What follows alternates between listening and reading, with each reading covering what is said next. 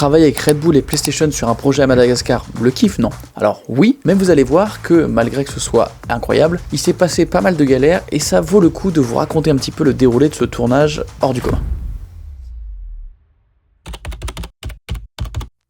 C'est un projet qui est porté et produit par Cyril MP4 pour donc Red Bull et PlayStation, pour la chaîne gaming de Red Bull qui s'appelle Red Bull Checkpoint. Ça fait beaucoup de fois Red Bull en très peu de phrases, mais c'est nécessaire. Le but, c'est d'aller sur les lieux qui ont inspiré certaines licences exclusives PlayStation, Uncharted, Gran Turismo, God of War, et une fois sur place, de réaliser des trophées PlayStation sur le lieu, sur une PS5. Plutôt très chouette comme concept. Cyril fait appel à moi sur cette série pour gérer un petit peu on va dire une co-réalisation technique où je filme avec Maxime et je monte les épisodes en partie. On commence donc avec le premier épisode qu'on a tourné en août dernier. On voulait quelque chose de fort, un petit peu de wild.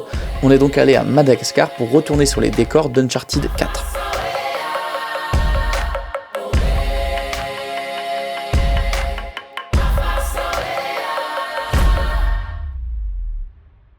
On part donc à seulement 6 personnes, ce qui est pas beaucoup. Donc il y a Cyril et le guest de l'épisode, puisque sur chaque épisode il y a un guest. Ici c'était Sora. On a Guillaume et Quentin qui nous accompagnent et qui aident sur tout l'aspect production des épisodes. Et ensuite on a moi-même et Maxime qui se chargent de filmer tout ce qu'on va faire là-bas. Alors ce qu'il faut savoir sur tous les tournages comme ça, c'est que souvent on part pas longtemps, parce qu'on n'est pas là pour profiter et prendre des vacances, on est là pour taffer. Là en l'occurrence c'était très court, parce qu'il fallait que ça fitte dans l'emploi du temps de tout le monde dans un délai assez proche de quand ça a été décidé. On est donc parti le lundi pour revenir le samedi.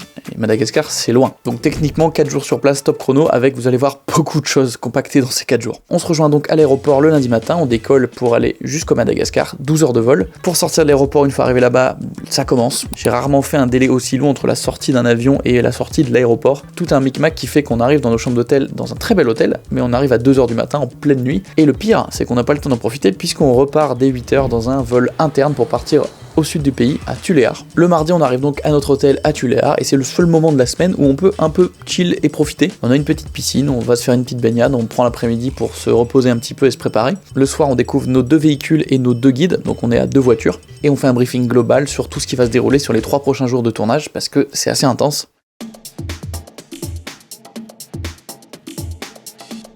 Et dès le lendemain, on rentre dans le dur, puisqu'on fait un départ de l'hôtel à 5h du matin. Et ce jour-là, on a 12 heures de route qui nous attendent, en plus de devoir tourner toutes les séquences qu'on a à faire. Autant vous dire que c'est quand même assez chargé. Au fur et à mesure que le soleil se lève vers 7-8 heures, on découvre un petit peu les paysages autour de nous, et c'est vraiment chouette, ça change énormément. J'avais jamais vu ce genre de paysage, mais tous les 50 bornes, ça change un peu de couleur. C'est très rocheux, c'est très orangé, avec des plaines un petit peu arides, c'est très désertique. Et c'est seulement après 6-7 heures de route qu'on commence à tourner quelques plateaux. Les plateaux, c'est des scènes qui font partie du script et qui ont besoin d'être là pour la structure globale de la vidéo. Le but, c'est qu'on ait des choses un peu plus improvisées, une petite vibe un peu vlog, un peu haut de gamme, mais quand même qu'il y ait des séquences qu'on a absolument besoin de faire pour le bon déroulement de la vidéo, et c'est ça qu'on commence à tourner. Et notamment aussi, on tourne l'intro de la vidéo, évidemment très importante, et on se met devant un décor incroyable avec des rochers, qui ressemble beaucoup à l'univers de Uncharted 4. Du coup, c'était parfait. Pour parler très brièvement du setup qu'on avait, c'est très simple. Moi, j'avais juste ma C70 avec un petit 1635 f2.8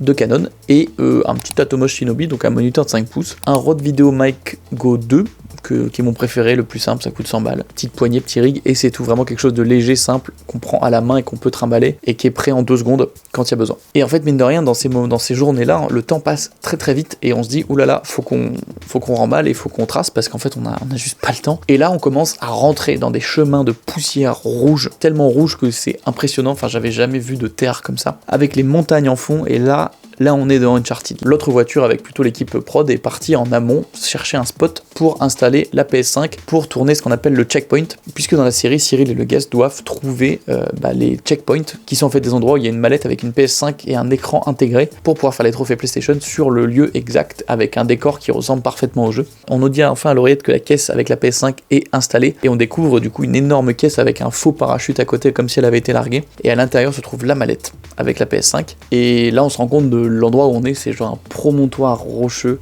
au milieu des collines qui sont du coup rangées de base, mais en plus avec la lumière du coucher qui commence vraiment à être en feu. Moi je cale très vite quelques plans un petit peu b-roll de l'ouverture de la mallette, des petits plans pour PlayStation notamment, de montrer les manettes, la console, logo, et un petit peu le setup qu'on a. Après très vite aussi quelques plans de drone de l'endroit, parce qu'au final la lumière commence vraiment à tomber et le coucher de soleil est proche, et on a plein de choses à tourner, et on a encore 3 heures de route après, donc on peut pas revenir le lendemain, il n'y a pas le choix, c'est maintenant. Je fais mes petits plans de drone, et après Quentin commence à installer le setup pour qu'il puisse faire la partie de tout ce qui est gameplay. On dirait pas comme ça, mais il y a toute une logistique où il faut avoir une sauvegarde du jeu qui arrive pile à cet endroit-là, sans que le trophée soit validé, avec une idée du trophée et de s'il est faisable ou non. Il faut alimenter la console, donc il faut brancher sur batterie, etc. Il y a plein de petites choses et on se rend pas compte de ça, mais c'est hyper technique. Et évidemment, ce serait trop beau si ça se passait tout simplement. Il y a un problème, c'est que la PS5 n'étant pas connectée à Internet, en fait on peut plus lancer le jeu ou le compte lié au jeu et lié aux sauvegardes, et du coup c'est problématique. Sauf que, heureusement, on avait une PS5 de secours. Oui, qui part à l'autre bout du monde avec 2 PS5 ? Nous, personne d'autre, clairement. On remplace du coup la PS5 dans la mallette et on peut lancer le jeu et la sauvegarde. Nous, on installe notre setup, donc il y a la C70 qui est sur trépied, l'angle principal, avec les micros DJI Mic pour faire le son. Voilà, simple, efficace. Et moi, j'ai un R5C un peu en caméra volante pour faire des inserts sur les visages, sur les manettes quand ils jouent, et faire un petit peu des plans variés, un petit peu plus mobiles.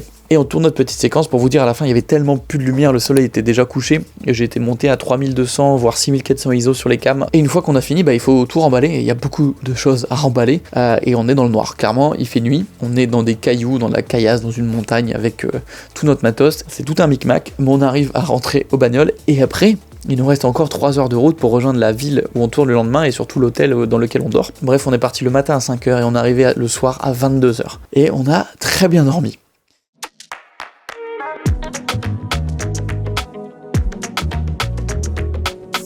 Au jour 2, là on a le luxe de se lever à 7h30 seulement, ce qui est vraiment un luxe, hein. Clairement on était très contents, parce que l'équipe de prod est partie en amont pour faire du repérage. On tourne dans un clocher d'église qui ressemble étonnamment à un clocher dans le jeu. Tout se goupille bien et on peut aller tourner dans ce clocher dans lequel en fait se trouve la PS5 et qu'elle est mise tout en haut et on doit aller la chercher. Et nous, pendant qu'on grimpe dans le clocher, l'équipe de prod part en amont pour chercher le spot, pour tourner le checkpoint avec le gameplay, avec idéalement la vue sur la ville en arrière-plan et la vue sur l'église aussi. Donc nous pendant ce temps on grimpe notre clocher, vraiment le clocher c'est le truc qui a été fait il y a 300 ans en bois avec des échelles à l'ancienne hyper abruptes. C'est assez impressionnant, très chouette, la séquence rend trop bien, je leur ai mis des petites lumières au small rig dans les mains pour faire un peu explorateur avec une petite lumière orangée. Et pendant ce temps, l'équipe de prod a trouvé par miracle une habitation, ils ont réussi à négocier avec les gens pour qu'on puisse tourner un petit peu dans leur jardin en fait, parce qu'ils ont une vue de fou. Donc nous on rejoint l'équipe de prod là-bas, ils ont installé la console, la PS5, on pose nos cams, et là on lance la séquence, et franchement le lieu est juste fou, et la ville ressemble tellement au niveau dans le jeu que le concept à chaque fois prend tout son sens dans ces moments-là,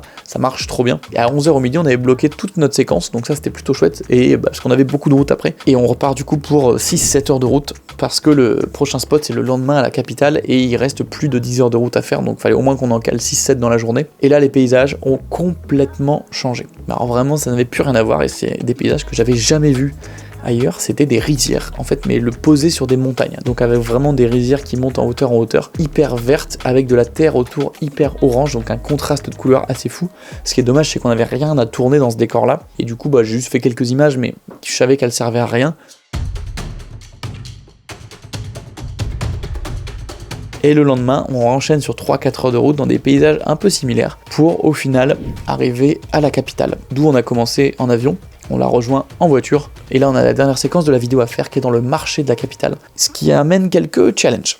Alors Madagascar c'est relativement safe dans la campagne, en ville c'est moins safe pour les touristes, et notamment dans tous les endroits un peu plus publics où il y a beaucoup de monde comme le marché, il y a beaucoup de pickpockets et qui ciblent évidemment en priorité les touristes. Donc nos guides insistent très fort là-dessus, il faut qu'on fasse hyper attention avec tout le matos et tous les biens de valeur dans nos poches, dans les sacs, et du coup il faut s'organiser. On part donc faire notre séquence dans le marché, il y a Sora, Cyril, moi et Guillaume et le guide, et les gars déambulent un peu et cherchent un petit peu de la vanille notamment, et du coup Guillaume est derrière moi en permanence pour s'assurer que personne me pique dans mes poches. Moi j'ai pas de sac, on a laissé la plupart du matos avec d'autres gens à la voiture pour que ce soit surveillé, et on tourne notre petite séquence, et ça se passe relativement bien. Et il y a quand même un moment très loufoque où un mec qui a un crapaud vivant dans la main, qui essaye de le mettre dans la poche de pull de Guillaume ou de nous le refiler, et en même temps Sora croise une abonnée. Ils me disent coucou tout le temps. Oh, il y a un crapaud. Ah mais regarde. C'est incroyable. Hello. Je me demandais si je peux avoir un câlin. Mais oui, avec plaisir. Attends, il y a un qui va. Et on se dirige pour le dernier checkpoint, la dernière séquence de gameplay, dans un hôtel en travaux, et on a réussi à négocier pour tourner au 5e, 6e étage de l'hôtel. L'idée c'est du coup d'avoir les parasols du marché en arrière-plan, mais du coup il fallait un promontoire, un point de vue, et tout en étant un peu tranquille. Et on installe tout, et là il y a un problème, c'est que il y a beaucoup de soleil, donc les gars voient rien à l'écran, vraiment. Et là, Guillaume, le héros, il a tenu un réflecteur à la bonne hauteur pour faire de l'ombre sur l'écran pendant 20-25 minutes en plein soleil. Et le pire, c'est qu'il avait le côté réfléchissant dans le visage du coup. Et on a quand même pu tourner la séquence, donc vraiment une belle vue. Puis l'outro de la vidéo, et après on avait fini. Donc on remballe tout, il devait être 17-18 heures déjà. On va dans un hôtel manger et aussi pouvoir refaire nos valises parce que bah évidemment tout le matos, faut tout remballer, tout bien ranger. Parce qu'en fait, on ne dort même pas à Madagascar le soir, on prend l'avion à 1h du matin. Donc direct après, c'est à l'aéroport et on enchaîne sur le vol du retour. Au final, 30 heures de route en 3 jours, dans des routes chaotique avec le petit sifflement de l'embrayage, très fatigant, mais voilà, c'est comme ça que ça se passe, et c'est aussi pour vous montrer l'organisation qu'il y a derrière une vidéo comme ça de 20 minutes. D'ailleurs, si vous l'avez pas vu, je vous la mets en description, allez sur la chaîne du coup de Red Bull Checkpoint. N'hésitez pas, si vous n'êtes pas, à vous abonner pour plus de récits comme ça, et je vous mets juste ici une autre vidéo un petit peu making of, si ce genre de contenu vous intéresse. On se retrouve mercredi prochain, ciao tout le monde.